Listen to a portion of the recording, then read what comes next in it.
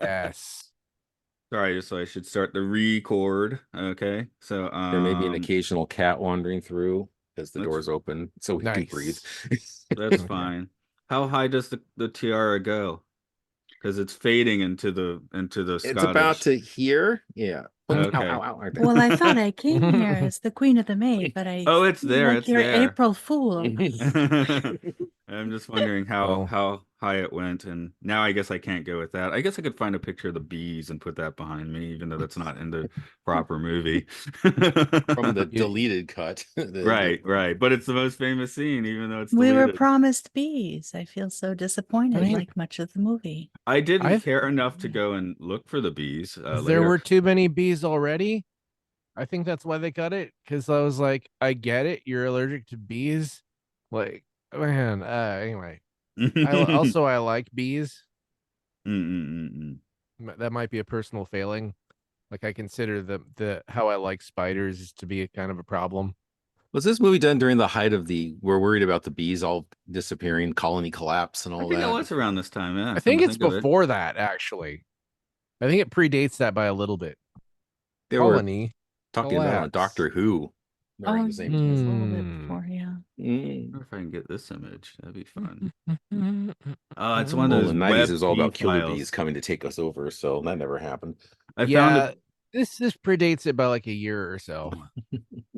I found a picture. It's web P, so you can't just easily patch it in. So I'm not going to do a background, but it was modeled after a one of the American Johnny Cash albums. So stark black, cage and white letters, and then added with with the bees.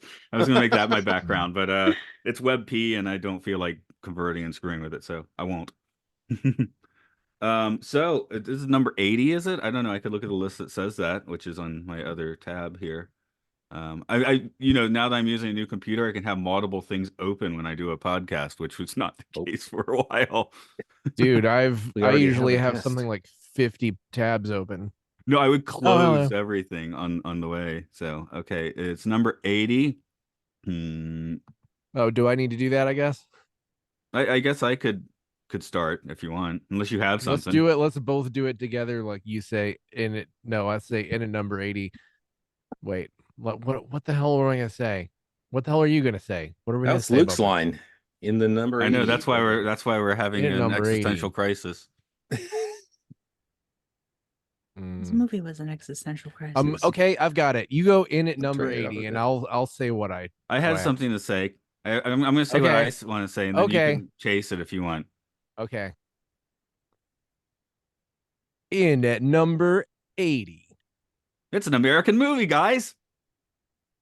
It's a movie. It's an American movie that deserves to be put inside of a large straw structure and burned. With or without bees. Yeah, bees too. Okay, No, but bees. the The bees bees should- die? No, we Where's like the bees bees. die? Keep the I like the bees out bees. of it. Yeah, We we'll like keep the bees out of it. And leave all the Okay. goats and the So- chickens out of it too. while This we're at one it. stung. So the bees or not the bees? That is the question. There we go. Okay, that is a question of this movie. It's The Wicker Man, 2006. Films and Filth. That's the name of the podcast. This is Matt here. Hi, This who is are Mark. you? Who's missing? Unfortunately, Luke is dealing with some bees. The Wicker Of the Man sort. 2006 made Luke physically ill. He emailed us in the middle of the night saying he was vomiting out both ends. We wish him well, but yep, we're kicking the British out of this podcast just as the movie did. And I assume the movie is what caused the illness. So, That's too bad. I could have called him Luke Summers Hayes. oh yeah. Well, you can still call him that next week, and it'll be out of context and fun. I knew there was going to be a summer joke in there somewhere about him. Yeah. And our guests today. Oh, hi, I'm Brian. Oh I'm yeah. Shani. Okay, Hello? Shani, you're definitely a guest. Welcome, Brian. I forgot you're a guest. You're always here. Usually on the other podcast, I remember that Brian was a guest. Anyway, because we do, just to plug too early, we all do Space 1999 on podcast 1999 every week until September or this year. So, well, maybe it'll get renewed for season 3. you never know. So Ghost of Martin Landau could show up. And we have a rotating cast of cats too, so you may see several of them come by. That's nice. better than the bees. Not the cats. Better than cats. Cats greater than bees. Okay. Cats are worse than bees. The movie Cats is much higher on the list.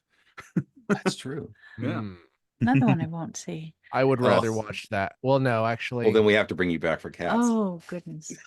Well, I think as everyone here did, I think everyone watched the. Well, you guys know the original. Everyone has seen the we are original all and watched fans it of the again. original. Yes. I grew up on the Matt, original.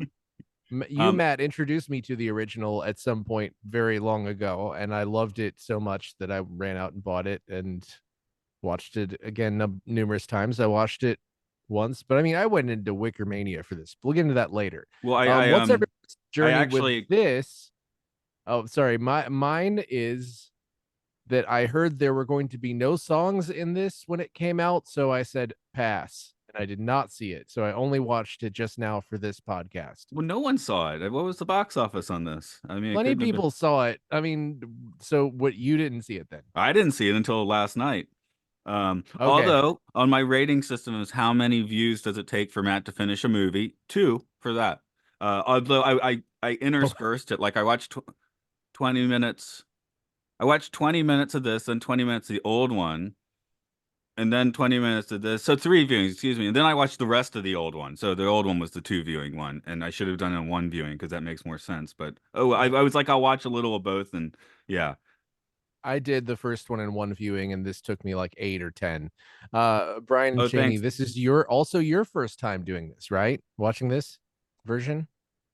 I purposely boycotted the Nicolas Cage version, and I am a huge fan of Nicolas Cage, but I purposely boycotted this version because I grew up on the original. I first saw it when I was about 10 or 11 years old and was a huge fan of it.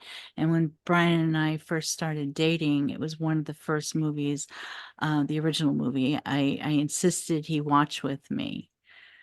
So I broke him in on it, and when he told And I me, liked it. of course he did. And so when he told me that this was something we would be doing, I said, "You mean I must watch the remake?" And so yeah, Your mission. thanks Jim. for that. Oh, the movies we've had to see around here. Yeah. Well, the unnameable movie, the one that we can't name on the podcast anymore. The tagline for this piece of garbage is the taglines are some sacrifices must be made. Okay. Face your fears. Okay. Be careful what you search for. BEE? No. Oh. You're giving this movie way too much credit. This is a dumb movie directed by Neil LaBute and written by him also, who is an excommunicated Mormon. Okay. Actually, not excommunicated is the wrong word. The word is disfellowshipped. Ooh. He wrote a play that I don't have the name of it here. Who cares? It was about Mormons being bad people, so the church sort of disfellowshipped him, and he just continued not being a Mormon. But I think this movie proves that he does not understand that he was in a cult. Most Mormons don't. Yeah. Yeah. This is the original to me is it implicitly it knows exactly what the cult depicted in the movie is. It knows that it's a cult. It knows that these people are gaining extreme power from their cultitude and Glee. Sure. And I think another movie that does that perfectly well is Midsummer, which is any fans of Midsummer here? I've actually never seen it. Oh Weirdly yeah. enough. Love neither have Midsummer. I love Okay. Midsummer. Okay, you Yeah. guys like it. I'm a fan of. I haven't until I did a bunch of research seen this referred to as daytime horror, which I love. Well, Midsummer is referred to as daytime horror. This movie, Wicker Man 2006, not so much. But Well, it just doesn't have the horror, does it? It is mostly daytime, isn't it? Midsummer and to a large extent the first Wicker Man and Shutter Island, all just broad daylight, just wall-to-wall daylight. Which Yeah, I was definitely going to throw love. out Shutter Island is like getting the Wicker Man remake vibe a little better while doing something completely different. Mhm. I guess I should Yes. throw out my history. Again, we all just watched the Blvd version for this, but Mhm. I showed it to Mark apparently, which I half remember doing. Yes. My dad showed it to me because he saw it in an art house theater like in '73, and you know, got it when it came out on DVD. And I could tell it was great at the time. I didn't quite get it because I didn't know enough about costs. I didn't know enough about like magic with a K sort of stuff. So watching it recently, I'm like, oh man! I halfway through the movie, I actually sent friend of the show Scott the DVD of the original for no particular reason other than I think it's his new favorite movie, so which he hasn't seen. So we are spreading the original around for sure. I did For not get him this, the remake. yeah, I remember when you showed this to me, I was basically laughing and clapping and singing along at the end of the film. Edward Woodward being burned up. Oh, I do have to throw I out when we told Luke like make sure to watch the original too. We were like, you know, it's kind of a cult film. It's kind of obscure. He's like, dude, I'm British. yeah, he said They're yes. raised on it in Britain, It's apparently. prerequisite. Yeah, they like Definitely. send it to your house along with the newspaper, you know. That is great. Birth announcement, Wicker Man. In preparation for this, I watched Robin Hardy, who directed the original Wicker Man, made a sequel called The Wicker Tree based on his own book, Cowboys for Christ.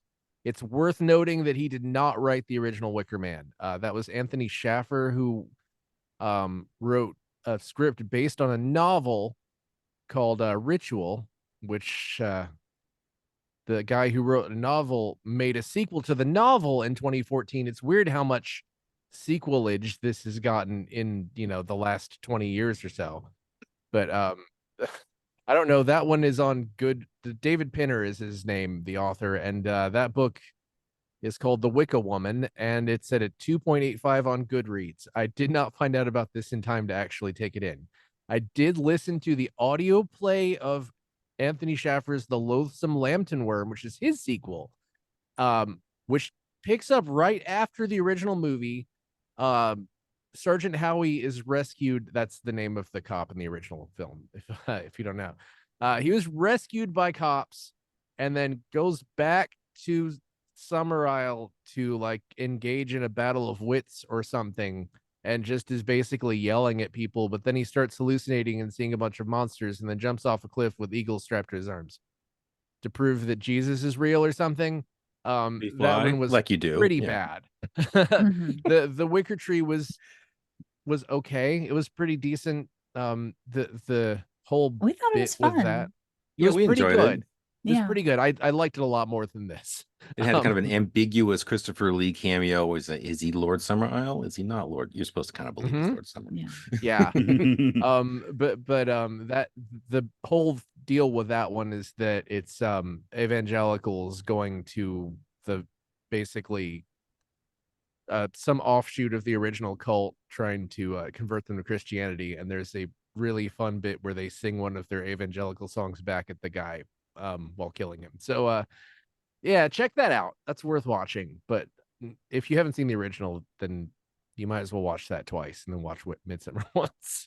So I have a proposal for how we go about this. And sorry, Okay. Brian, you sent a while ago 9.6 opening weekend million for 2006's Wicker Man, if anyone wants to know. Yes. Because in our chat, the listener does not know that. Here's my proposal. For the next 15 minutes, we just talk about the remake, and then we don't. I feel like That's all the time it deserves. Have notes. I feel like I have a lot to say about this. Okay, maybe it'll go on longer well, than that but I feel like there's we one have thing- to intentionally not talk about the original for a certain amount of time. Oh yeah. Because There's otherwise one- we're just gonna drift to that one, I think. I'm sorry, I want to add one more thing to the Wicker Tree saga, is that Robin Hardy crowdfunded a third movie called Wrath of the Gods, and it was going to be about people in California opening a Norse theme park, and steampunk is heavily involved, and Vikings come into it, and he raised $8,000 and then died the year after that. So that didn't happen. Steampunk Vikings. That sounds kind of cool. I wouldn't. How did he die? I Was would it have watched burning it. in a Wicker Man? I don't know. They put him in the official Indiegogo Wicker Man and burned him. He raised $8,000, and 5,000 of that was one person paying 5,000 to be an extra. And Indiegogo, if you didn't know, they don't give you your money back if you don't hit the No. goal. So whoever that is, I hope you got your $5,000 back, dude. I know it was a Wow. guy because it said male extra. Anyway, okay, new movie. Well, let's go for a plot for that first, which is here. Mm. Okay. That covers the plot. Yes. Yeah. Okay. They'll insert that later. This movie is more sexist than the people who hate Black Christmas. I think this is like some super hardcore misogyny. Do you guys feel like that? No, I'm not so thinking much. about it. I Well, mean, we noted nobody's that particularly likable. Yeah, well, I guess it's like here's the scary female caught. Don't trust them is maybe what the new one is suggesting. Yeah, that's sort of what I'm saying. Is that it feels like this is specifically about fear. Better hope that women aren't in charge. That's what this entire thing feels like to me. Did nobody else really feel like that? One weird thing about Yeah. the movie is the actors come across well. I mean, none of us like Nick Cage any less having Oh, watched this. I mean, do I want to watch Bad Lieutenant, Port of Call, New Orleans now to see some real crazy Nick? Yes, but he's like Ellen Burst, and that, like you're saying, that's where we're getting this anti-Black Christmas, thing going on, right? well, I what's But the she's I thing is not felt that bad. She's just he there. he could have put more. Nick Cage is known for putting his all into it, like Vampire's Kiss. He ate that cockroach. When he was yep. laying on that cage, I was on that couch. I was, getting shades of Vampire's Kiss when he got under the couch for the coffin. um you know I was getting, Ghost Rider vibes, when he was going after that car and it blew up, but I did not feel he put his entire heart and soul into this movie like we know Nick Cage to do. I almost felt, Willy's Wonderland, he cleaned that entire bathroom just for that, cleaning scene. I didn't feel he put his entire being into this movie like he is known to do. I felt almost like he kind of half-assed it in this one. Like the entire movie was sort of half-assed. And that made me feel disappointed almost from the get-go. Yeah, You I went know, into this thinking that I might like it. I was fully accepting. I was like, I think I might actually like this. This might actually be good. And it just was not, because it felt like Nick Cage knew he didn't have a lot to work with and he was frustrated by that, even though I also think that he's smart enough that he has never gone on record criticizing the film. He said the film was intentionally crafted as an absurdist Black comedy, which I think is absolute lie. This is not structured like a comedy at all. It wasn't funny, and Nick not selling it what Yeah. made that not funny. Because again, Bad Lieutenant is a drama technically, but that's a black comedy just because he's Mm-hmm. going for it so hard. If anyone needs Well, just a taste of that, go watch the that, scene of him talking to the lady at the old folks home. That you can just watch that clip on YouTube. well, he's given so much in that movie. This movie doesn't, basically he's has to react to everyone. Everyone is telling him the especially frustrating thing is that it seems like Willow, the character of Willow, doesn't even really know what she's doing. It seems like she's supposed to be lying to him, but she doesn't know how to lie to people, which is a weird thing for a script where they have to know that most people know what they're going for, or else they wouldn't have put so many references in this to the original But in a movie. cult structure, there's plenty of cult people going out not really knowing what they're doing. If I were going to try and just find some silver lining, some of the people involved in this are doing it just because they were told to and they want to stay part of the gang, you know? So for Willow, she really might not know that much, but it doesn't matter. Why does he have a personal connection with the island? I thought the whole point is it's just this completely outside thing, outside of your regular society, outside of your religion. Like they put on a few airs.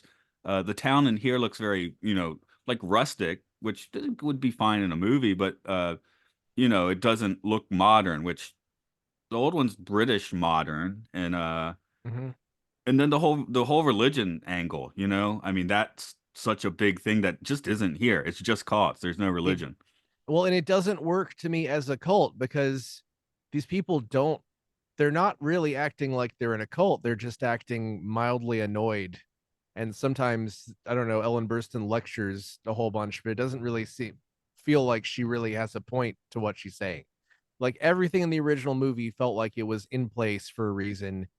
It was a big, massive, sorry, spoiler, big, massive conspiracy against the man who they lured to the island, and it felt like everyone knew the part they were supposed to play. You see the part where it sort of starts to go sideways and go out of control, and he's like punching people and kicking them into walls. Like that doesn't fit. Like they should be in control of the situation. I mean, like the time they take his bullets, but if they were able to take his bullets, why not just take his gun?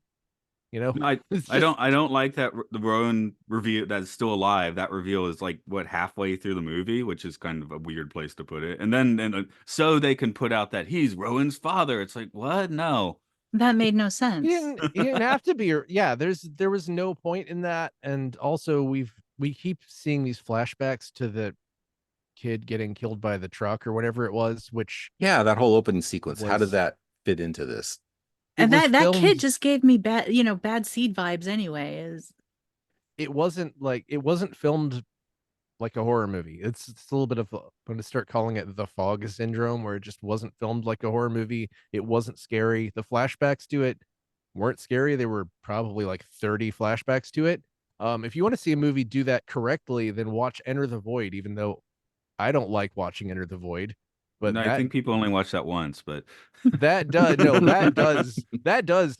Oh, you're gonna relive this horrific car accident. I Like didn't see the that point doesn't. of the car accident at all because they No. just keep flashing back to it, like you said. But are we supposed to think it's a premonition of what's to come Like or him something? falling through the roof. What was the point of that? It was, I guess, to imply that he was a sympathetic character, which doesn't help. This is the thing. Edward hey, Woodward and the Sergeant Howie in the original movie is a bully, and he's walks in like a shit don't stink. He's a perfect Christian. He has the law on his side. He has Jesus on his side, and he's a virgin. And he's like, I'm not going to listen to anybody, and that's why that works. It's like you don't want to send a guy who's a sad father who is sad that he didn't save a little girl to his death. It doesn't work. Also, after he's kicking a bunch of people and screaming that they're bitches. That's like that doesn't work. None of that works Mhm. together. And he swears too. and yeah, I he mean, On never top of mentions everything else. Jesus. No, yeah, he I never No. mentions Jesus once. I'm looking at What my was notes here. It looks like I tapped out 30 minutes in. 30 minutes in, and I'm going to jump ship and juxtapose this with 1973. Also, Nick Mhm. was just crawling up a barn and falling, and it was kind of boring. The Yeah. thing is, I it's got money pit out of that. I don't know. the brilliance of the original screenplay. It was not only was it like written by a Jewish guy who specifically wrote it not to take sides, which is part of why that worked so well. Is that okay? I mean, I picked a side by the end of the movie, but that's just me being a agent of chaos or whatever. But the thing is, that movie pitted. It was like new religion versus old religion, and the new religion or the old religion just got the drop on the guy who thought that his new religion just controlled everything, and he was humbled. And there's nothing like that here. There's nothing to hang your hat on.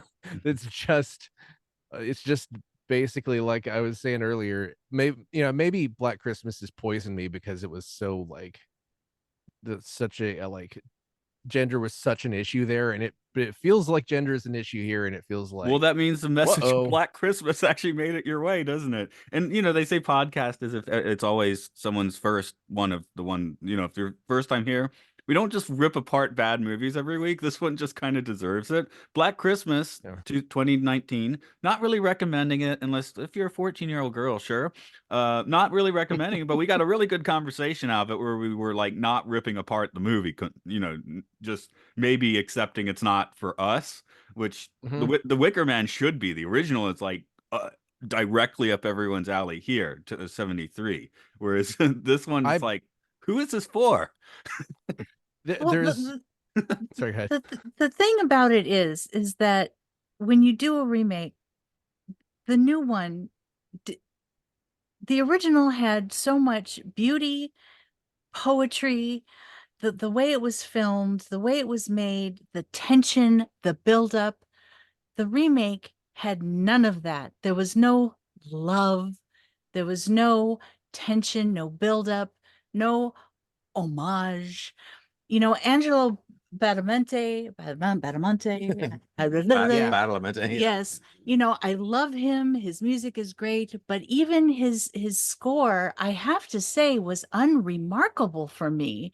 It just sort of faded into the background, you know, because the movie itself was so mundane. I was just sort of lulled into this sense of nothingness that even the score was just sort of bleh. You Yeah, know, there, I think they were trying to I go for a agree. Twin Peaks vibe. It's like if we have him there, we'll have that creepy Well, Twin Peaks vibe, and it didn't happen. no, it it didn't just happen. wasn't like maybe they gave him some temp tracks that were boring to imitate or something something along those lines. But I agree, it was a weird rare L for this guy because like I love Twin Peaks soundtrack. I love his work.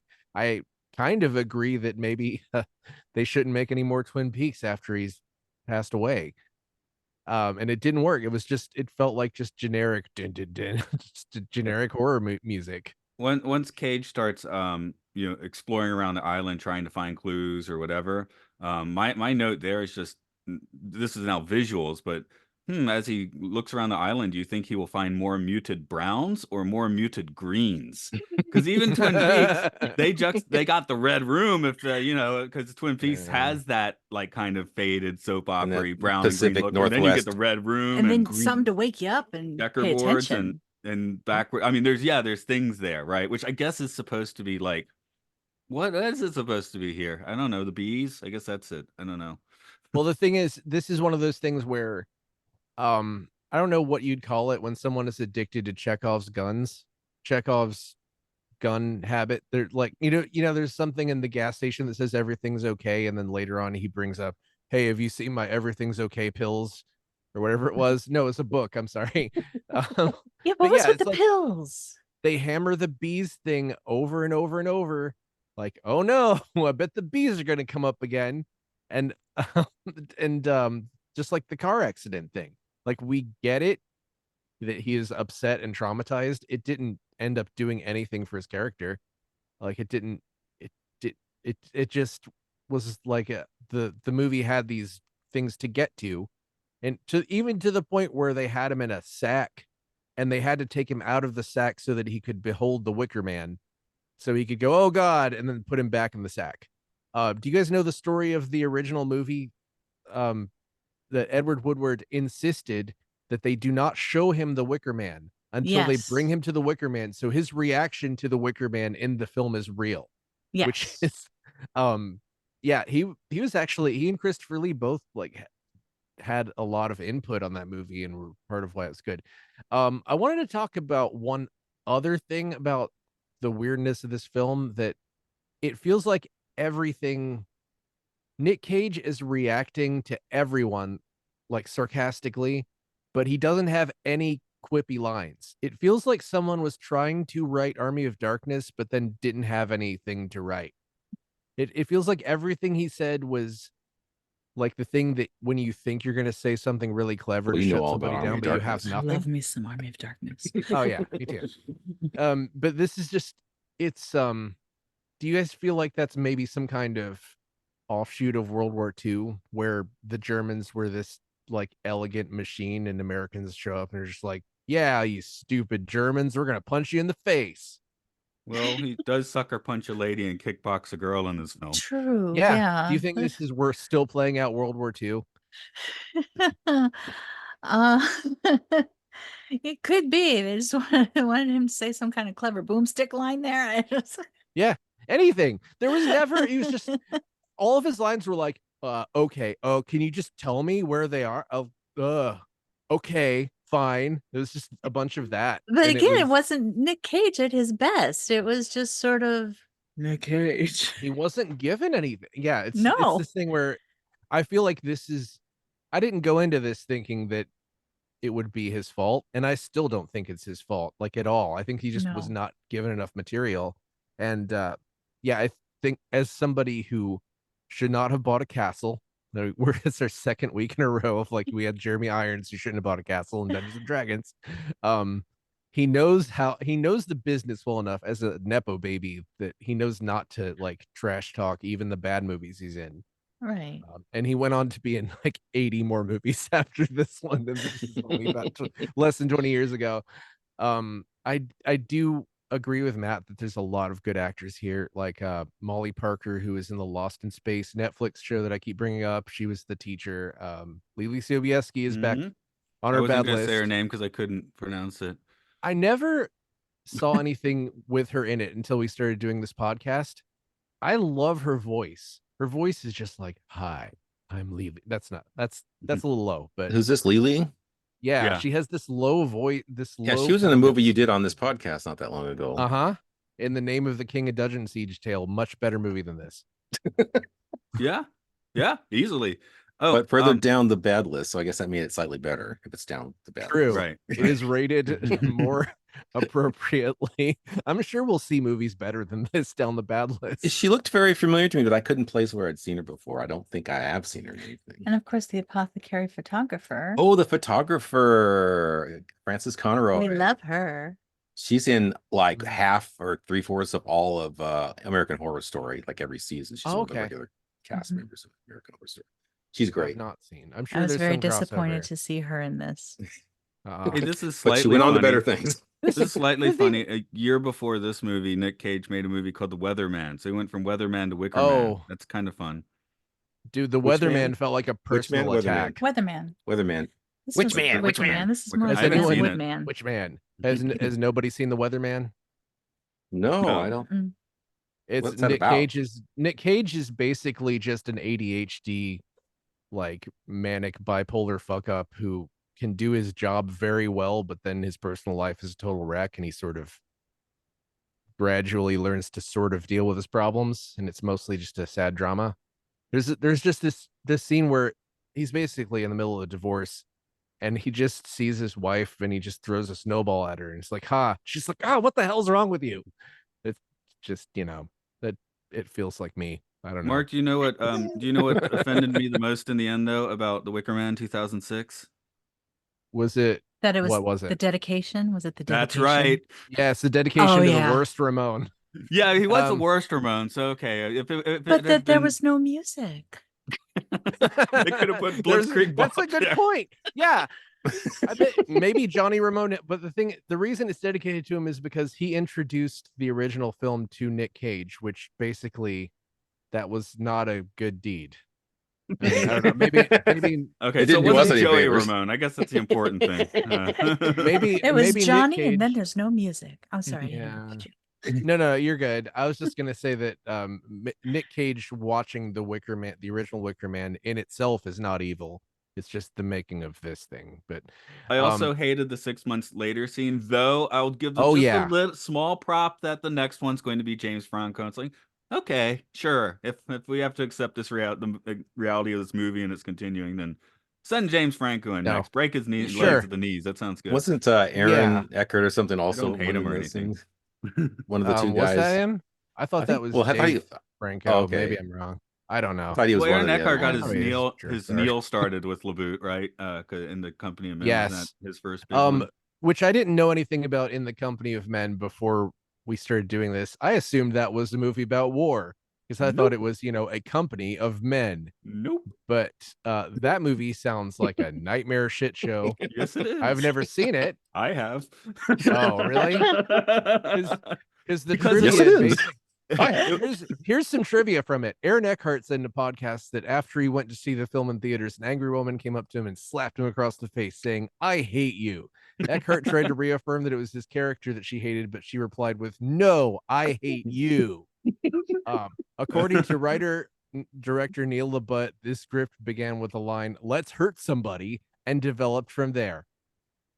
Yeah, this sounds It like was a big art house thing in '97. Like if you were the uh, dorky kid going to see all the art house ones, you went to see it, But yeah, because Oh. he was in the queue for guys that are going to be the next big indie directors, along with Wes Anderson and P.T. Anderson and maybe Yeah. other Andersons, but Paul not the W.S. alien Anderson. Yeah, not that one. Paul something else Anderson. The tagline for that is, "Are all men bastards or just misunderstood?" Question mark. I don't think I like this man.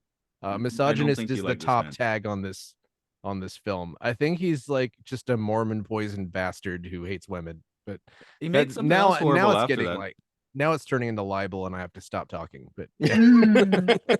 Well, I couldn't understand, it was supposedly in the Puget Sound, correct? And very, very, Wicker Man, very phallic-y, not one mention of gooey ducks. Perfect opportunity, very phallic animal, didn't bring it up. I was waiting Yeah. for it. Were there any That's all I animals wanna say. besides bees? And like there was a crow once, I think. That's the Well, they thing. changed the bird for the bug on the string, made it a Oh, bird yeah, it was in the bug. desk. Yeah. Could have made it a gooey duck. Perfect opportunity. Girls, let's That talk about the great. phallus. Gooey duck. That would be great. So That would be great. after In the Company of Also, Men, I he wanted made Your to- Friends and Neighbors, which was kind of the same misanthropic vibe with the diminishing returns, I believe. And then there was Nurse Betty, which actually only has a 6.3, but I seem to remember people kind of liking that movie. But yeah, in the end, he didn't make anything you really want to watch up to the present. Yeah. I just want to say, I want to imagine the gooey ducks instead of bees. They just throw gooey ducks at them. Nothing gooey ducks. Well, when I worked on a Canadian island one summer, that was a very Wicker Man thing when they did Canada Day, because I'm on an island, and their thing was just putting a bunch of rubber ducks going down the creek in town and stuff, and playing anthems. But it felt like 73 Wicker vibe. I mean, yeah, not the one, not this 2006 one. So I'm so sad because I convinced myself that this might be good and it was worse than I thought it would be. Like this is the most disappointing. I guess I shouldn't. Should feel like an idiot for thinking that it might be good. No, But, it was rushed. It was shallow. It was lacking. I'm sorry. No gooey ducks. No no, gooey you're right. ducks. No gooey ducks. 10-star review time. Do we even need to ask the questions of film done? or Filth? By the way, I'm pushing this now so we could just talk about the original some. But Okay. I won't. I'm Palate gonna read cleanser. it. Palate cleanser. Yeah. I'm gonna read another takedown of Neil LaBute after you do that. Oh yeah, you can do that now if you want, because I'm searching. I'm reading an opinion piece that says that no one should produce his plays. The art you make is a reflection of who you are as an artist. For example, one of the theaters that produced LaButte's work the most, including several premiere productions, was Profiles Theater, a storefront theater in Chicago shut down after years of sexual assault, harassment, and physical abuse. A safe, healthy space is essential to making theater. Producing Neil LaButte's work is oppressive to women, people of size, people of color, people with disabilities, and many other groups, while simultaneously putting money into the hands of someone known to be problematic and hurtful. Keep your theater life safe and healthy, and truly consider your choice before producing or working on a Neil LaBute piece.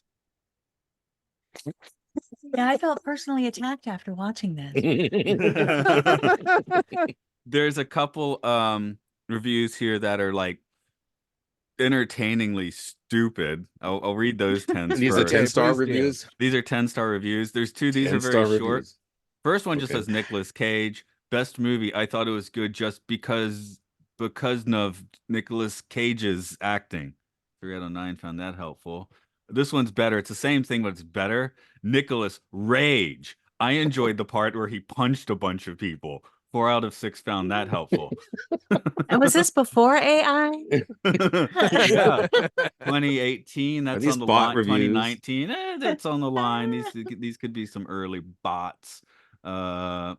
Loved it. Okay, one of Cage's best movies, very underrated. People don't understand that this could make a great dark comedy. Even the great Cage said it himself. Sure, is categorized as horror, but the important thing is how we see a movie. Maybe it wouldn't be good if we view it one way, but if we view it differently, then we can enjoy this film. I mean, you get to see Nick Cage do a bunch of wacky stuff like wear a bear suit. I mean, what more do you need? Nicolas Cage shows that he can portray any With role. the TV off. From something like The Wicker Man to serious roles such as Leaving Las Vegas. People say that Cage's career went down with roles like this, but in reality, it shows how capable of an actor he is. I'll give that, just not for this movie. he could be serious in some scenes to absolutely crazy in another. So this is shown best in the movie, from a serious conversation to the outrageous, infamous bee scene, not in the movie. It shows the Cage's skill as an actor, and he can really portray any kind of character, including a boring one. Sorry, that last part was my comment. So 5 they out of cut out 10. all the best 5 out of parts. 10 found that helpful. I was gonna add that this movie was nominated for 5 Golden Raspberries, and it did not win one of them. But the one you just said, which just said, reminded me one is worst on-screen couple, Nicolas Cage and his bear suit. Oh yeah, well that was Midsummer. I'll support a directly bear took that. suit. I didn't put it in a different movie, but bear Like suit's Midsummer. Midsummer has the bear suit. They took the bear suit just to dunk on this movie, and you should see Midsummer. good. Okay, Just no, watch it. I know I should watch it. So it's one of those things I'll find it on like cheap Blu-ray and then just Yeah, talk about the Mummers you know? dance. How Oh, yes. I was waiting for a Mummers procession and I was so disappointed. Oh man, I There's waited the some, whole there time. was no proper procession No of proper characters or procession. anything. Yes. It was just random people milling their way. Random milling about. So I asked my dad if he wanted to throw in any comments on this, since he did introduce me to the movie originally. I said, "What's great about the movie?" And he said it was the original is loud frolicking, loud naked frolicking, I guess. But yeah, you don't get that in the new one either. But that's a good point. I think that the old one it is was lots trimmed. of frolic. All the frolic is taken yeah. out. Not one booby. We didn't get one proper butt, did we? No, No, but just the No. frolicking. They're not dancing with any fun. Again, that we don't get the music. That the music No, is no of music. frolic. You know. Yes.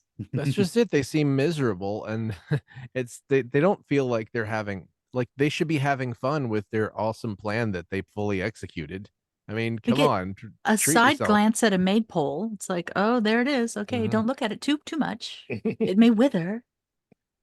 That's the Maybe- thing is that Maybe I joined the Call of the Original because only watching it for the first time last night, I was like, this might not work. I mean, not the plan, but like just sacrificing him.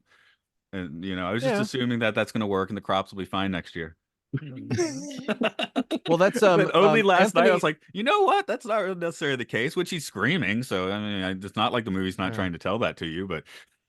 I definitely, the thing I hated the most about the scene at the end is that it just shows Lily Sobieski's face, and then it plays. By the way, I meant that I'm pivoting to 73 now. Okay, that I read but the I just review. want to Okay. throw one final thought, is that it shows her face, and then you hear the sound of Nick Cage screaming and the bees, as if you might have forgotten what happened like 2 minutes earlier. It's just, you do not need to do that. It's like so dumb. Anyway, Yeah, I didn't think it worked on this one. Maybe that's why I was so strongly rewatching 73, thinking, oh yeah, that may not work, because in the newer one, yeah, that's not gonna work. These people are idiots. No. In 73, one part of the point is that when he says specifically, when the crops fail, you'll be in this Wicker Man summer isle, and he says they will not fail. That's what Anthony Schaffer intentionally put that in there, because he's like, well, yeah, maybe they will fail, and maybe he's gonna end up in the Wicker Man. Mhm. Which is, I like that ambiguity at the end. It's Yeah. like, Yeah. it may not be. It may all be for nothing. yeah, and basically, he, like most powerful people, he just yells really loud that his plan will work, and that's his plan. And, Keep singing, everyone. Keep singing. Yeah, and we know that Make that might Summer not- Isle great again. Don't listen to the hysterical religious man. And that's the other thing in the original. I mean, it's so much about like, okay, here's modern British culture, and Summer Isle gives you the veneer of that. The newer one makes it feel rustic. The old one makes it feel like, yeah, this feels just like a early 70s British town. It's got a church. They don't believe it, but they have some, they kept the old gods, right? Which is. And those rituals were real. Those were real rituals that they were doing that were ancient, which was fascinating, because I've read up on a lot of rituals. I mean, it was amazing to me that those, the egg fertility thing, and putting the frog in your mouth for a sore throat, and taking the croak out. I mean, it was actually sucking on something afterwards that would soothe the sore throat, but people did believe that the frog would take out the soreness, and the croak was why, the soreness was gone. But, so they instilled a lot of ancient beliefs in the original one, which was another reason why it was so good. Right, it's Yeah. built on something. Where the newer one, they were like, "Well, we were in Salem, and then they burned it, so we moved west." Blah blah. That's not the depth of Oh using yeah, they're actual, trying to get that whole sort of you know, witch like vibe, persecuted across the Also, land sort of thing. Yeah. Summer's Isle is a much worse name. Just put an S in the name so that it's harder to say. It's like Summer's Isle. It's like the opposite of rolls off the tongue. It's just Sounded like that was Summer's terrible. Eve. Summer's yeah. Maybe that was the joke. Maybe that's why it was a black comedy. He's just like, get it? Summer's Isle. Like I'm just assuming It's one of those changes that Well, just makes no sense. I had read that they did it because they said Americans couldn't pronounce Summer Isle. what? Summer's Eye, Summer. Summer. Well, the dumb Americans in the writers' room. I couldn't pronounce it. Americans can't say Costco; they say Costco. No, Costco is the brand of the push carts that they sell. I've gotten extra confused in Japan because they do have Costco's here and there, but they actually also have a drugstore called Costco, and it took me like 10 years before I even realized these were like two different things. So yeah, I got my back scratcher from Daso, by the way, Matt. Oh, nice. Yeah. That looks like something I've seen at least. Yeah. It looks like a 5,000 fingers of Dr. T hat to me. Happy fingers. Oh yeah, happy fingers, happy fingers.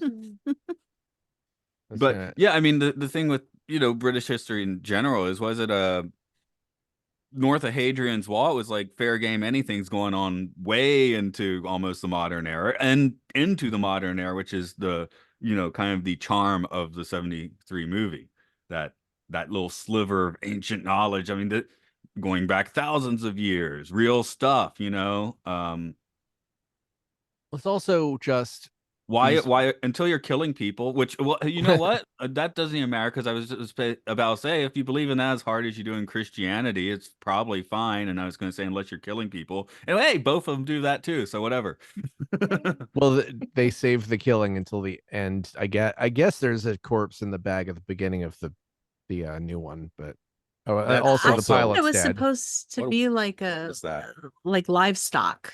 I think it was supposed to be. It sort of kicks at him, but then he just drops it and doesn't worry about it. It like almost kicks him in the face. Was it like a red herring that they thought Rowan was in the bag or something? That's why they put that there. So maybe it's the girl he's looking for. No, it's not. That's for the audience to decide. I think it's just they put a bunch of creepy stuff in a movie and didn't worry about like how it actually played out. Like there was a bunch of stuff, like the guys, the men in the man bar or whatever, who couldn't talk. Like I guess they got their vocal cords cut out or something. I don't know. Nobody seemed to care. Just random weirdness. Vow of They couldn't silence? sing and frolic. Yeah, that's the thing. As much as we talk about how good the everything in the original movie is grounded in reality and makes, at least it's based on something, the new movie is a lot of just random stuff. Oh, look at this. Look at this creepy thing. It's just like, oh, there. We're going to give you creepy, but we're not going to give you anything, to really sink your teeth into like the original did. That's going to add to the story. You give Ellen Burstyn, who's a brilliant actor and does a great job anyway, just give her a bunch of exposition to dump that doesn't feel like it makes any sense or has anything to do with anything. And, well, Christopher Lee's also exposition dumping. It just is the best exposition dumping ever. But well, in the original, that he had an entire exposition speech at the end that they cut out because it was unnecessary if you paid attention to the movie. Yeah, it's almost like the opposite. Yeah, Neil. Yeah, that's on the 4K. Go check out the interviews and stuff. Yeah, I ended up watching the final cut version this time. Which one? It's 134, I think. Yeah, it's the final cut. Yeah. I sent Scott one time. The 2 disc set has all his extra interviews and stuff on it. Pretty cool. I kind of like the shorter one better, but that's probably because the new footage or the extra footage all kind of looks washed out. But I do think that the butchered version moves pretty well of the original film. That is. No, I had no compunctions when I ordered because that was the one I got for Scott and sent him, and I was like, that's the 98-minute version, or whatever. It's still great. Whoever was editing that knew what they were doing. It's not like Blade Run. Excuse me. It's not like Blade Runner, like where it's Blade like you Runner. really need to be careful which one you're watching. Yeah. I never once rewatching that for this a couple of weeks ago, I didn't feel like anything was missing, which is important. When you watch Metropolis and it's the regular version of that feels like stuff's missing. But, oh yeah. But then it's very long if you watch the full version. Watch the full version. Come on, at the correct speed. Play some music over it if you want. Yeah, you can do that. Can't do that with Wicker Man. It's got its own music. Oh, it's great. What's your jam? Which song is your jam? Oh, I mean, what's that song? Will you fuck her gently, Johnny? Is that the name of it? I think that's the name of it. Gently, Johnny. I think it's just called Gently, Johnny. When they send the little sacrifice up to Willow. Mm-hmm.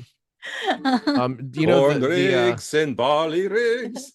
the Corn rigs are Bonnie, which is based on a poem by Robert Burns.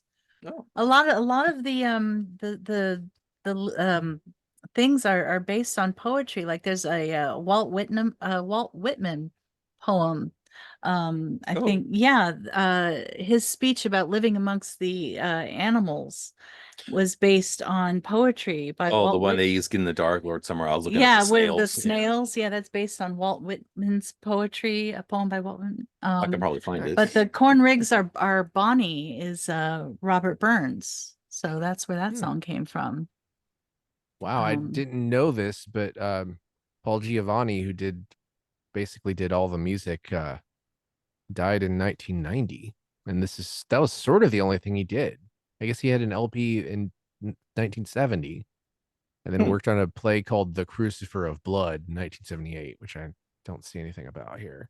But man, there are. I'm looking at this and I'm like, there's even that many songs in here. Okay, the ones. God, yeah. The soundtrack is available on Spotify if you love it. It's not like that type of music is not really like my I don't know. Not your jam. Not really my jam, but I love every second of every song on the movie. It's like it works so well in that context. And whatever that version of folk music is, it's got a little bit of a weirdness to it that I absolutely love. Have you ever listened to like Pentankle? No. That's they do stuff along these lines, and they're quite good. There's a Basket of Light is one of their very good albums. I do. I mean, I guess it's not your jam. I do like this stuff more. And I don't know. I was gonna say, if you're like doing garden work, like out mowing the lawn, if you're like singing, Wicker Man songs at the top of your lungs, are you gonna be the neighbor everybody likes, or the neighbor you're gonna stay away from? Get ready to in the morning, fresh out of the shower. Do the butt slapping dance when he gets up. Yes, Willow's song is the one that usually ends up being stuck in my head from time to time. So I guess that's my favorite. Doesn't it all to everyone? There's a lot of I don't know what you would call it. Like Matt, you probably know like the effect that's on the guitar at the beginning of Jesus by the Velvet Underground. Like that effect, like that type of guitar shows up a lot in that soundtrack. It's like a weird flangey sound. Yeah, I guess I know what you're talking about. I'm sitting here thinking, is it just a string bend? But it's probably something like an analog chorus that they don't make anymore, or just rewiring the studio in some way might actually be I don't feel like it's a strong one, but but that song is certainly in this realm, for sure. Yeah. But what was I gonna say? I'm getting so distracted by tabs. I have too many tabs open. See, Matt, you're doing better if you don't have tabs open. No, now I'm on the new computer. Now I have plenty of tabs open. I was looking up the May Queen because the May Queen figures very heavily into hello into Midsummer, but you don't want to be the May Queen in the Wicker Tree because she's like stuffed. I don't know what the rules literally. are. So. I mean, We used to do the maypole at school, but Brian said he never did the maypole at school. I don't I think vaguely remember that. Yeah, I guess I do have Maybe. there was something like that in elementary school, come to think of it. But Mhm. we certainly didn't hard, it wasn't a big thing, and they didn't have us frolic around naked. So That's good. That's good. Oh, okay. That's good. Yeah, that's a good thing. That's a real good thing. That's a good That's the thing. part we did that was different. I feel like our school experience was much more secular than you might get now. I don't know. Then what's we going on. played Fish Family. No. Different movie. Yeah. I see this is the problem with this podcast is that I felt like I had so much to say about the bad Wicker Man, and I feel like I don't have enough to say about the good Wicker Man. I have so many notes on the Oh, good y'all, Wicker Man. she's got so many. she's got Good. lots of things to say about the good Wicker. Okay, Good. so take the floor on that because Mark's brain is sputtering out. Yeah, I've got. I just want to be like, movie good, see movie, it's so good. Well, yeah, I mean, in the original, that was not Britt Eklund. She was very upset that they used a body double Right, for Rod Willow's Stewart. dance. It was Well, yeah, alleged. he wanted. Yeah. Oh, Yeah, sorry. he Go wanted ahead. that cut out because he was very upset, thinking it was her body, but it wasn't her body. And it was alleged that it was somebody named Lorraine Peters. But in fact, it was not a Lorraine Peters. It was a Glasgow stripper that was used. But Britt Eklund was very upset because the person they used had what she thought was too large of a butt. Well, big enough to slap, though. Apparently. Oh, good slapping butt, but I liked the butt personally. But yeah, no, she was pregnant at the time, Yes. apparently. Oh, Yeah. who, the So stripper or Brett there was- Eklund? Britt Eklund. Oh, okay. Not the stripper.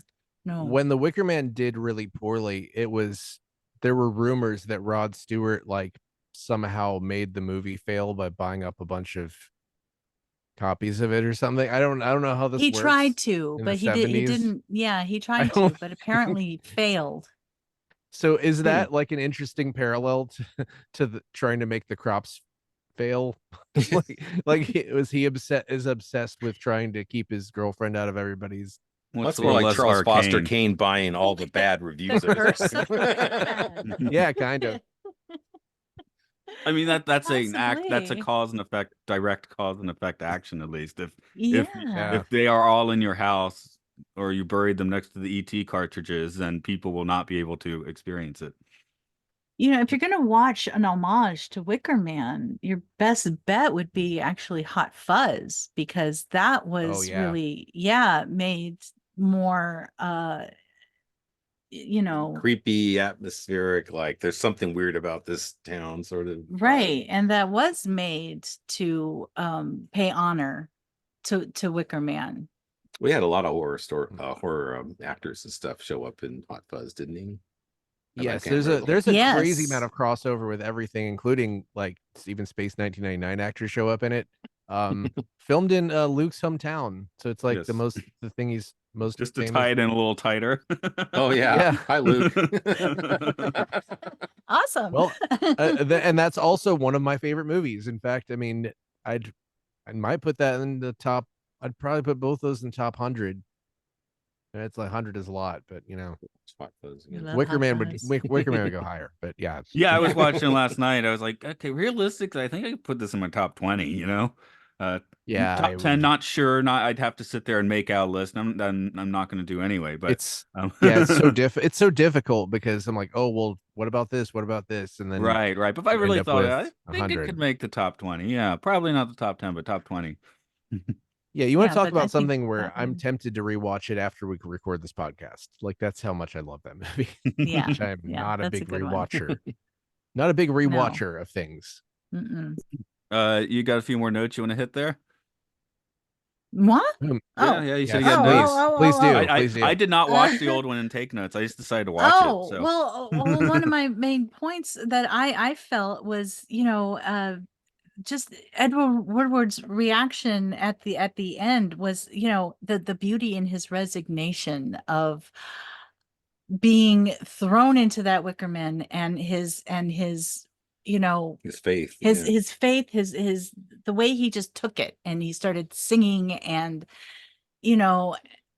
juxtaposed to Nicolas Cage and his screaming Mimi yelling, screaming his head off. yes, the complete different, there we go again, Sorry. difference of it. Again, it just, the difference between the poetry and the recklessness kind of brought it all home between the two different movies, and then they had to completely wreck the second one, as if it wasn't wrecked bad enough with that false ending of, we're going to throw Willow out there again to lure in some other schmo and bring him back. And I don't know. The first one was just so beautifully done, and so, like I said, poetic and gorgeous, and it needed nothing else. It was just encompassed so beautifully. I don't even know what else to say. I was thinking like Twilight Zone question. Does the person deserve their trip in the Twilight Zone? Which you could say that's the case for the Wicker Man. I was thinking, well, in the first one, Woodward does. He even knows it. That's why he's singing at the end. Whereas Nick Cage doesn't. He gets schlubbed into it, and I think, yeah. But I think the beauty of it is that neither one of them deserve it, but they're both, well, Edward Woodward, much more than Nick Cage, is a bully, and we don't like him, and he's unlikable. He doesn't do anything to deserve getting murdered. That's sort of the thing. No. He's a surrogate, he's a surrogate for, he's like a representative of Christianity. It's like Kill the Messenger. That's basically what that movie is. Nick Cage, also, when definitely you have, think of biblical murders as he's dying, like, oh, this happens in the Bible a lot, doesn't it? And it's like Nick Cage, you could argue that his character towards the end, he starts kicking women into walls and stuff, so that's maybe a display of what his true nature is, but there's no indication that he was like that towards Willow or anybody else. I mean, I guess you just say ACAB and chalk it up to that. Like, sure, burn all cops. It's his nature. Well, the key is the car accident. The key is the car accident, of course. That was almost somehow should not. It's almost like putting that car accident in there completely undercut any meaning that the film could have had, and it was just the entire first 10 minutes of the film. I've never seen a film just like step up to the plate and shoot itself in the foot so efficiently as this did. So much that they left in the movie they could have taken out, and so much that they took out of the movie that they probably should have left in. I'm not sure, because they didn't show me the full movie. So many lines from the first one shoehorned into the second one. That's a huge bugaboo with me. As like inside baseball that I don't think I've brought up before is that the previous podcast, Matt and Luke's Sci-Fi Sanctuary, Matt was gearing up to do Total Recall 2012, the remake of that. And I was going to be on that episode, and I started watching it, and I think, Matt, you made the call not to do it when I was about halfway through it, and I thought that was absolute garbage, dog shit, and technically a more efficiently correctly made movie than this is, but it had all these lines shoehorned into it from the original movie, like 2 weeks was just shoved in there somewhere, things like that. And it was just like, why? You have Bryan Cranston, for Christ's sake. Like, it was just such a dumb, and it had more lens flares than the entire Star Wars Kelvin trilogy times 3. It had just lens flares. Don't piss off your Trekkie friends. hey, just because it has lens flares doesn't mean I don't like it. But No, you said Wars, not Trek. I'm calling you out.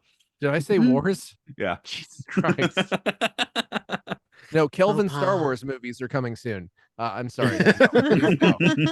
No. I think they already did. JJ got both franchises, so there you go. One thing I wanted to ask, both these movies, deal with multi-generational cults on an island, it seems like they would be luring in people not so much to sacrifice them, but for breeding stock. But they didn't do that in this movie. But in the Wicker Tree, spoiler alert, they do, right? Because there's actually a fertility problem in the village, and so they take advantage of one of these strapping young men. I just wondered if that was because Matt and I were talking about the Twilight Zone, which I think is next week's episode or something about Valley of the Shadow. Chopper? Oh no, it's like Shadow, a you know, a little town off the main roads that has a big secret, you know. And I think, oh, they lure people in from time to time so they can, you know, procreate and have more, you know, non-inbred inhabitants of this town. But in fact, they don't. It's like in neither case they actually did that. In Twilight Zone, I feel like they were still in the zone, the TV zone of we can't talk about reproduction at all. Well, yeah, 1963, yeah. We were still in that period where if you're on TV and you kiss someone, you have to say you're in love and then say you're getting married, which did happen in his image. But you have to wait till like A Boy and His Dog before you got into these sorts of yeah. Hey, I'm getting lots of great 1-star stuff for 73 Wicker Man. Sure. I'm not trying to stifle anyone's thoughts, but I'm chomping at the bit to read a few of these. Go for it. Okay. One directly, this sentence directly affects this podcast per view, that you could actually say that they backed up the truck of pure filth and poured it all over celluloid, thus creating the Wicker Man. I can't tell if they're talking about the new one or the old one from this review, though. They might have put it in the wrong place. So I bet somebody got lost. They might have gotten lost. Now, this person did not get lost. Wicker Man is disturbing for all the wrong reasons. First, the director seems to think that daylight is a perfect time for over 90% of his supposed horror film to take place. We agreed with how dare they? Order. Yeah, he is wrong, dreadfully wrong. Secondly, he seems to think that musical sequences involving percussive nudity addressed to the camera have their place in horror films. Of course they fucking do. Yes. Give me more. I think that's a religious person. Oh, no, that's the next one I'm going to read. Tell me. I told you I got lots of hits here. Okay. Satanic film, not for kids, avoid at all costs. Nobody told my mother that. This is a vile film with a horrifying ending. Christians are strongly encouraged to avoid this film, which thankfully is out of print. If human sacrifice is your thing, this film is for you. Please do not let children see this loathsome film. Where's my fainting couch? This one's kind of more fun. Brigadoon meets Hare meets Dracula, sort of, anyway. Not long ago, I saw Plan 9 from Outer Space, supposedly the worst film of all times for the first time. Well, this one beats it fair and square. No. It's all about an island filled with hippies of the classic school. Some were obviously still around 1973 when the film was made. Hippies. Pretending to be Scotch. Okay. Pretending to be Druid. And soda. Their lord is Christopher Lee, pretending to be Peter O'Toole. Their love god is Britt Eklund. Lovely breasts, but cannot dance. Also not her breasts, I guess. Okay. Oh wait, there's one. No, it's a bottom. Yeah. It's a bottom. It's a butt. Yeah. It was her dancing, I guess. Yeah, it was not her dancing. They couldn't just put her head. Tagline but cannot dance. That was and their chief adversary, Edward Woodward, pretending to be a cop, but really an Igmar Bergman pastor. Sure, why not? There's also a dead rabbit, a swallowed frog, and possibly the most awful music score ever. Undoubtedly influenced by Auld Lang Syne, as interpreted by a third-rate Moroccan rock band fighting for words. A bunch of German tourists. I would like to hear that. I guess that's why I like the soundtrack. Yeah. I have as a late addition, I have the taglines for the 73 Wicker Man, and these are some corkers right here. From the writer of Frenzy and Sleuth, Anthony Schaffer's incredible occult thriller. Did you know he wrote Frenzy? No, Frenzy's on. I've never seen. I got it right over there. I can go watch it. I've never seen it. Should I watch it? Yeah, I guess I probably I'm should. just telling you it's in my Hitchcock box. I'm not telling you. Okay, good. The residents of Summer Island invited Sergeant Howie to their traditional May Day festival. He didn't expect to meet ... the Wicker Man. An island lost to unspeakable terrors of, and this is in all caps, pagan rituals. Yay! They're 20th unspeakable century. because they're pagan. Yeah. They I were guess. these are American taglines because they sound like they're going straight for the Oh, grindhouse. they don't. The taglines are never. They never specify where they're from. I just assume they're Yeah. from all over. The 20th century never touched Summer Isle, where pagan fertility rites and blood sacrifice live on! Exclamation point. You'll simply never understand the true nature of sacrifice. That's in quotes for some reason. An incredible cult thriller of pagan practices and fertility rites. And it says RIGHTS, which makes me think that's not real. That's not what it means. What about pagan fertility wrongs? Flesh to touch, ... flesh to burn. Don't keep the Wicker Man waiting. And a totally corrupt shocker from the author of Sleuth and Frenzy. Good stuff.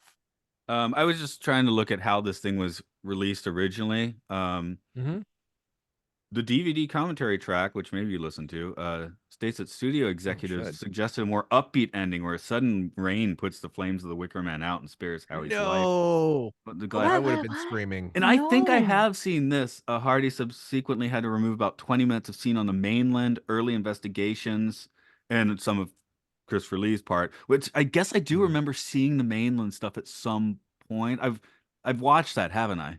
And I definitely like the shorter there's cut. stuff in his church. There is stuff. Well, there's that, but there's a lot yeah. more. There's like him doing detective work on the mainland, and the church stuff's the only stuff that survived, I think. Yeah, I do remember seeing that somewhere. Maybe it was the deleted scenes on the disc, or I don't think I'm Mandela affecting that into my mind.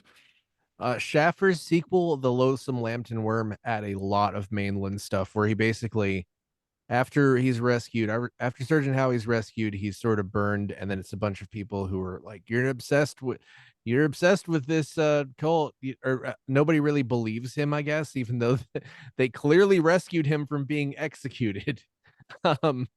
And he tricks another like cop into going back there with him, and the cop is like murdered in one of the Mayday games. Or no, it was Halloween though. So it's like, get it? It's not Samhain. Mayday anymore. It's Halloween. Yeah, Samhain. It's they kill him like throwing a sickle at him and cutting his head off or something. And good aim.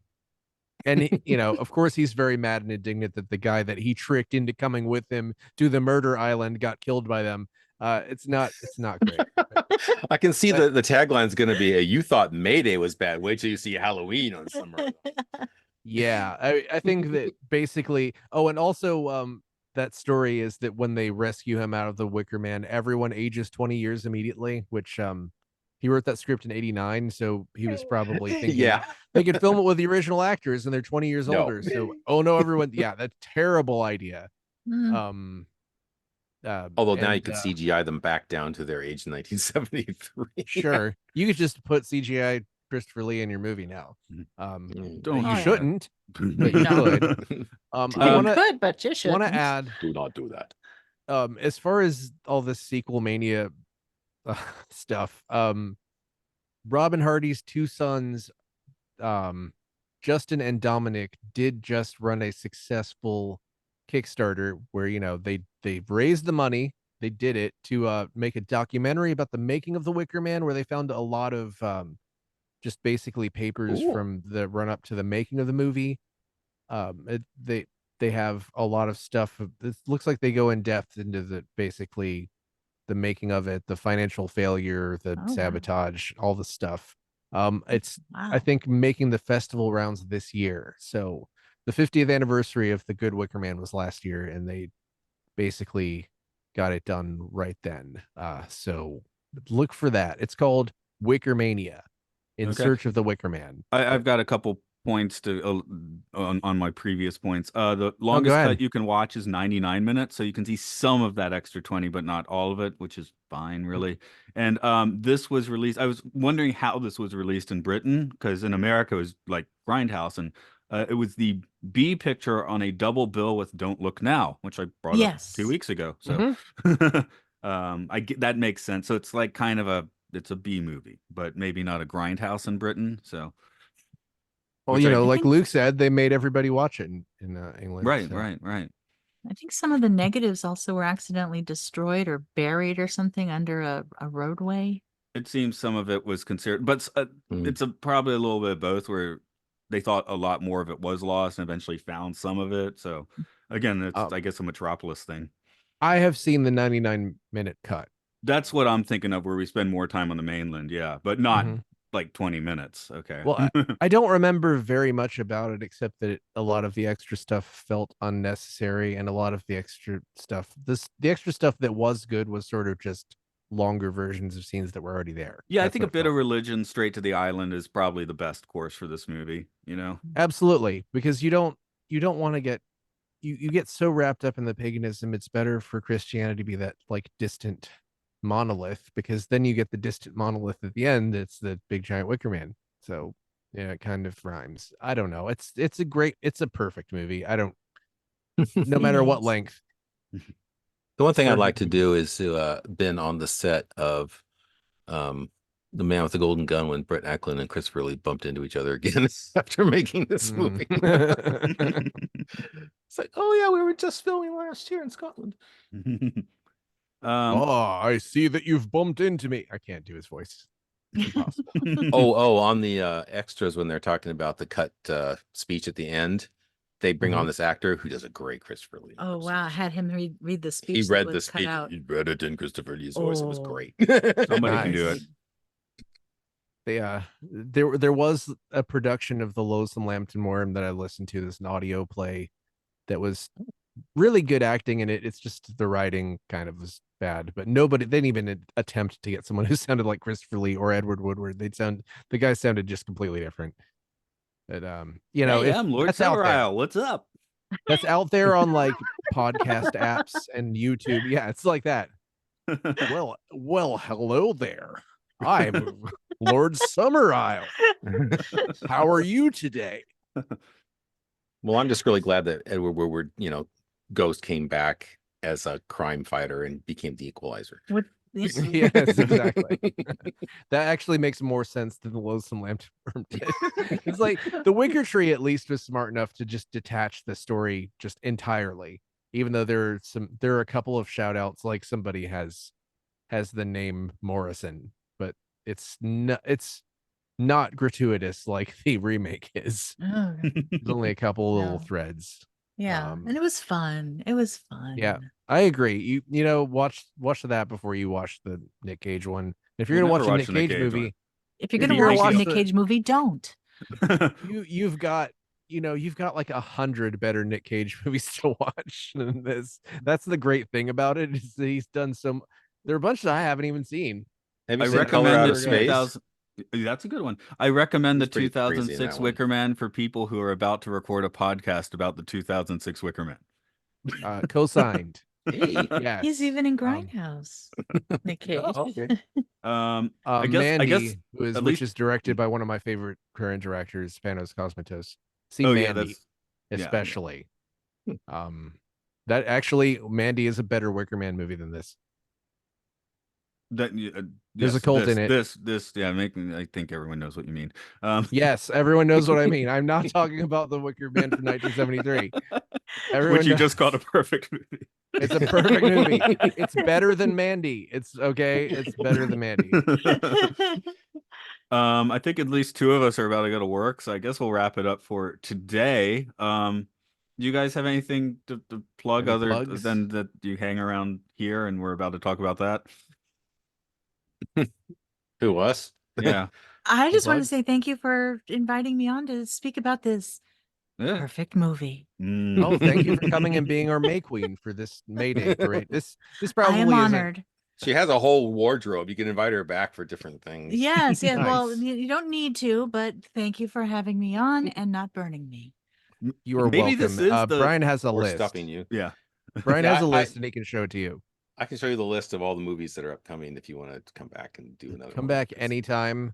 Hopefully for something better than this, because this and something great. This is the most films and filthy episode because we have something basically we really do have I think a 10-star and a 1-star. This maybe I don't realistically think there's a movie 2006 and higher than 1 star. I mean that feels like I'm that feels like I'm being a hater. I think 3 is actually the score it has on IMDb is correct. I think. I will say I like it better than the Fog remake or Dungeons and Dragons 2000, but only by a little bit. Like Okay. I don't think it's much better than those. Yeah, this is the the case. The Avengers? Wicker Man. I might like the Wicker Man better than any movie on the list. Period, except maybe Old Boy. Like that might be the only one that beats it. Oh, Old Boy, yeah. Now I had to sit through Once Upon a Time in America with him, and I was mad. Oh, sorry. No, sorry. These are the guys. These are the guys who made me watch that. I'm sorry, we don't say the name of that movie on this podcast anymore. Oh, is that the one you don't? Too I'm late. sorry. The movie that shall not be named. Yes. And I was mad. I was mean mad. Decided Because not to name it anymore. we found ourselves referencing it like every week, and we're like, we just have to stop Ooh. we have to stop referencing it. That's a bad. And I'll tell you why it was named Noodles. I will tell you why, but you don't deserve it. Okay. That's Wicker Man like is currently 3.8 on IMDb. I would give it a 3.2. I think it deserves it. I don't know why I want to give it that specific rating, but Is it because Luke's not here that you're gonna just go and throw numbers out because he's not here to tell you to stop throwing numbers out? Yes. Luke is give like it all a- those numbers are just bullshit anyway. I'd give it a 1.2, but I would taste it. I'm gonna give it. That's a chef's reaction. Yes, it is. I'm gonna give it 2 bee stings. Okay. That's how- I'm going to give it 1.5 gooey ducks. As Wow, in, that's how much 1.5 fun. gooey ducks. Yes. I don't. Yeah, a gooey duck and a bee sting. I don't want to be beast. I don't want to be Is stung it by worth bees. the bee? Is it worth the bee? I don't know. That bee would die. Yeah, bees need to be serious when they sting you. Yeah. If somebody was like, "Hey, you can either be stung by one bee or rewatch The Wicker Man 2006," I would consider the bee sting. Yeah, I'm not allergic or anything. 2 maybe. But would not. the I'm bee not allergic. consider it? Bee No, they- stings and gooey ducks and bee stings. Our Bonnie. Mhm. Hey, where were we? Plug in. We are on Plugga, Patreon plugga. at Podcastio Podcastius. You can support us there, get some extra chit chatter. Mark, Brian, and I also talk about Space 1999, a podcast 1999. These folks show up on Time Enough Podcast, where we talk about the Twilight Zone.